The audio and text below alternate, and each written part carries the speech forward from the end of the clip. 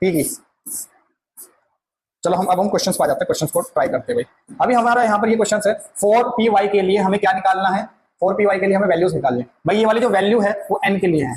भाई l के लिए p की वैल्यू क्या होती है, l के लिए p की वैल्यू 1 होती है। कितनी होती है, 1। और m के लिए भाई अब ये देख लो, यहाँ पर हमने p की डायरेक्शन बनाई थी, यहाँ पर -1 0 और +1, यहाँ पर हमने x लिया, यहाँ पर ये z है, ये y होगा, तो यहाँ पर इसके लिए वैल्यू क्या होगी, +1 होगी। ये मेरी बात समझ में आई, कोई दिक्कत?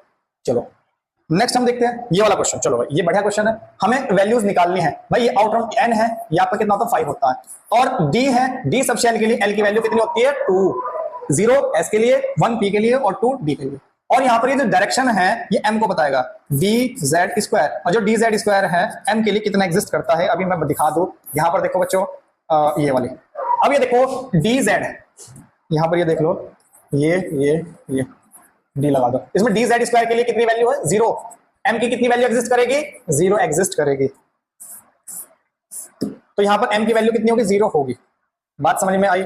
और s तो हमें इसमें निकालना नहीं है, ये बात समझ में आ गई। चलो अब हम यहाँ निकालते हैं number of possible orbital in n energy shell. Energy shell में हमें इलेक्ट्रॉन्स निकालने हैं। वैसे तो हमने क्वेश्चंस किया हुआ है, हम बता सकते हैं इसे आराम से, कोई दिक्कत नहीं है। देखो बच्चों, हमें एन शेल में ऑर्बिटल बताने हैं। ऑर्बिटल हमने पढ़ा था नंबर ऑफ ऑर्बिटल, ऑर्बिटल का फॉर्मूला पढ़ा था किसमें, इन शेल। शेल में पढ़ा था क्या था, सिंपल है, n² होता है। तो n की वैल्यू कितनी दे रखी है, स्क्वायर, यानी कि 3 का स्क्वायर करेंगे कितना आएगा, 9 आएगा। कितना आएगा, 9 आएगा। और हम डायरेक्ट भी निकाल सकते हैं अगर n की वैल्यू है। तो अब ये देख लो, n की वैल्यू अगर 3 है तो l की वैल्यू कितनी एग्जिस्ट करेगी, l की वैल्यू 0 to n-1 एग्जिस्ट करेगी, नहीं करेगी, बिल्कुल करेगी। और जब ये एग्जिस्ट करेगी तो n की वैल्यू से हम l की वैल्यू 0 होगी, बिल्कुल 1 होगी, 2 होगी, 3 नहीं होगी, क्योंकि l की वैल्यू n से एक नंबर कम ही होता है।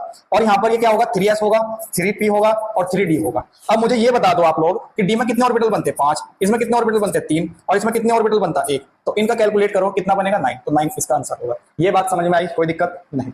चलो number of orbital in H subshell, बिल्कुल सही, ये आप लोगों को बता दिया था मैं। भाई आप लोगों ने S P D F G और H करते हैं, L की वैल्यू हम 0 1 2 3 4 और 5 हो गया। और क्या निकालने, ऑर्बिटल निकालने हैं, तो ऑर्बिटल का ये फॉर्मूला बताया था। और नंबर ऑफ ऑर्बिटल इलेक्ट्रॉन्स निकालने थे, फॉर्मूला बताया था, याद आया? तो अब यहाँ पर वैल्यूज पुट करते हुए चले जाओ, ऑर्बिटल निकल जाएंगे। ऑर्बिटल तो यहाँ पर L की वैल्यू कितना लगाओगे, 5, तो कितना होगा 2 × 5 + 1, तो कितना हो जाएगा ये वाला 11। तो इसका कितना आंसर आएगा आपका, 11 आएगा। तो ये बात समझ में आई बच्चों, L की वैल्यूज देखनी है और आपको बनाना है। चलो हम यहाँ पर देखते हैं कि which orbital is represented by the complete wave function. बिल्कुल सही, इस क्वेश्चन को हम लोग ट्राई करते हैं, बहुत बेहतरीन क्वेश्चन है और इसमें मैं और भी क्वेश्चन कराऊंगा आपको वेव फंक्शंस पर। अभी हमने कहा था कि ये जो वेव फंक्शन होता है, ये जो वेव फंक्शन होता है ये n, l और m को इंडिकेट करता है। पहला जो है ये हमें 420 दे रखा है, तो n की वैल्यू कितनी है, 4 है, n की वैल्यू 4 है। और l की वैल्यू क्या है, ये 2 है, 2 का मतलब d हो गया वाला, d सबशेल हो गया। और m की वैल्यू 0 का मतलब क्या होता है, m की वैल्यू 0 कब होगी, z होगा। तो ये हम लिख सकते हैं 4dz²। तो यानी कि ये जो वैल्यू एग्जिस्ट करेगी ये 4d के लिए एग्जिस्ट करेगी। ये n की वैल्यू 3 है। अगर मैं यहाँ पर ये कहूँ, मैं यहाँ पर ये कहूँ कि भाई साई 3.1.0, अब इसकी वैल्यू क्या एग्जिस्ट करेगी, भाई n की वैल्यू 3 है, इसकी वैल्यू 1 है और m की वैल्यू क्या होगी, 0 होगा। तो यानी कि फाइनली मैं ऐसा लिख सकता हूँ 3p, और ये कौन सी एक्सिस है, z एक्सिस है, तो ये 3p z एक्सिस होगा। ये 3p क्या होगा, z एक्सिस होगा। ये बात समझ में आई?